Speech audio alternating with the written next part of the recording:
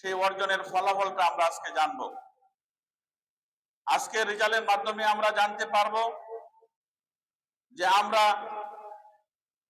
এলেম শিক্ষার জন্য, দিনী শিক্ষার জন্য আমরা কতটুকু পরিশ্রম করেছি, বা আমরা যারা আসাতেজে কেরাম আছি আমরা কতটুকু আমাদের প্রচেষ্টার মাধ্যমে আমাদের ছেলে মেয়েদেরকে কতটুকু শিক্ষা আমরা দান করতে পেরেছি। আজকের পরীক্ষার ফলে হয়তো কারো মন খুশি হবে, কারো মন ভারাক্রান্ত হবে, এটাই স্বাভাবিক পরীক্ষার ফলাফলে। আমি বলবো এই মাদ্রাসাটি একটি ভবিষ্যৎ আমাদের জন্য। যারা এই প্রতিষ্ঠানটি প্রতিষ্ঠা করেছেন তাদেরও একটি লক্ষ্য উদ্দেশ্য, আমরাও একটি ভবিষ্যৎ আশা নিয়ে এই প্রতিষ্ঠানকে সামনে আগিয়ে নেওয়ার জন্য চেষ্টা আছি। আল্লাহ হায়াতে তয়্যবা দান করলে আমাদেরকে, তোমরা একদিন এই প্রতিষ্ঠান থেকে লেখাপড়া অর্জন করে দাওরা হাদিস কমপ্লিট করে এখান থেকে মদিনা ইউনিভার্সিটিতে যাবে, অন্যান্য বিশ্ববিদ্যালয়ে লেখাপড়া করবে, একজন দায়ী হিসাবে, আলেম হিসাবে, আলেমা হিসাবে গড়ে উঠবে। এটাই আমাদের লক্ষ্য উদ্দেশ্য।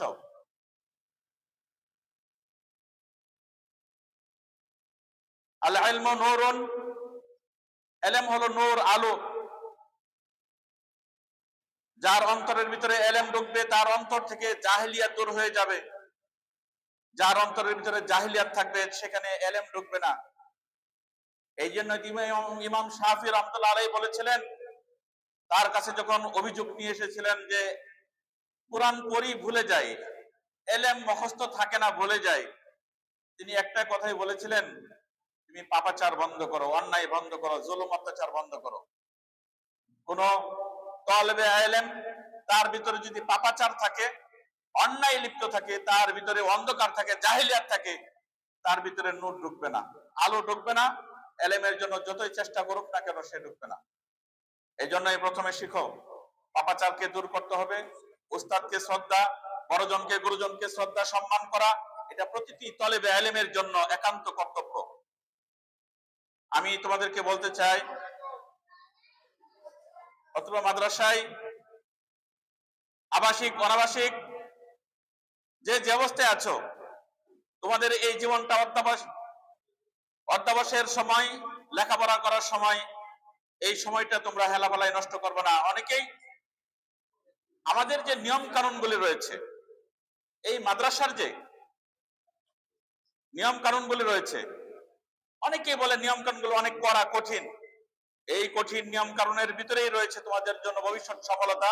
তোমাদের বাপ মার আশার আলো এখান থেকেই প্রজ্বলিত হবে।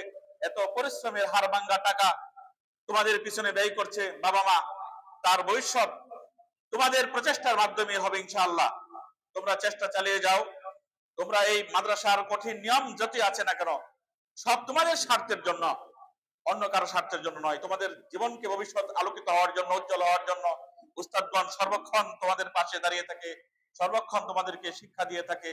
সেই শিক্ষার আলো নিয়ে সামনে তোমাদের দেশ গড়তে হবে, জাতিকে গড়াতে হবে। একদিন তোমাদের এই উস্তাদের মাকামে তোমাদের আসন গ্রহণ করতে হবে। তোমরা একদিন উস্তাদ হবে, দায়ী হবে, মানুষকে দাওয়াত দিবে। সেই চেষ্টা অর্জন করে তোমাদের এই মাকামে, এই স্থানে দাঁড়াতে হবে, আসতে হবে। যেহেতু আজকে বক্তব্য নয়, আমরা রেজাল্ট ঘোষণা করব। তোমরা হয়তো বাড়িতে যাবে ছুটিতে। আমরা এজন্যই কথা না বলে এখানেই সমাপ্ত করব। রেজাল্ট সামনে আসবে, রেজাল্ট নিয়ে আমরা বাড়িতে যাব। আল্লাহ পাক রব্বুল আলামিন আমাদের সকলকেই ভালো করে এই 2025 সালটা যেন আমরা সমাপ্ত করতে পারি। লেখাপড়া আরো সুন্দরভাবে লেখাপড়া অর্জন করে যেন আমরা এই 2025 সাল সমাপ্ত করি। আল্লাহ পাক রব্বুল আলামিন আমাদেরকে সেই তৌফিক দান করুন, আমিন। সকলেই সুস্থ থাকো, আমরাও সুস্থ থাকি, আল্লাহর কাছে দোয়া করি আল্লাহ যেন আমাদের সকলকে সুস্থ রাখেন।